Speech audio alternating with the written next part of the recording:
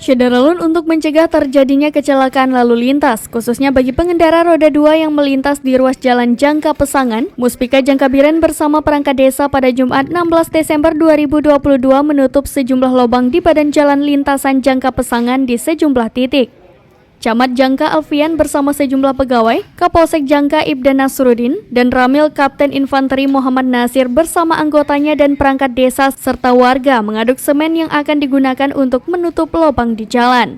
Selain itu ada yang melakukan pengecoran badan jalan berlubang dan ada juga yang meratakannya. Camat Jangka Alfian kepada serambinews.com mengatakan, beberapa hari lalu ada beberapa warga umumnya kaum ibu mengalami kecelakaan lalu lintas setelah sepeda motor masuk lubang jalan.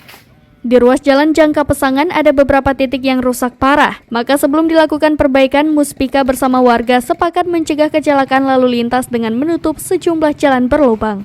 Dari Biren, Yusmandin Idris, serambinews.com.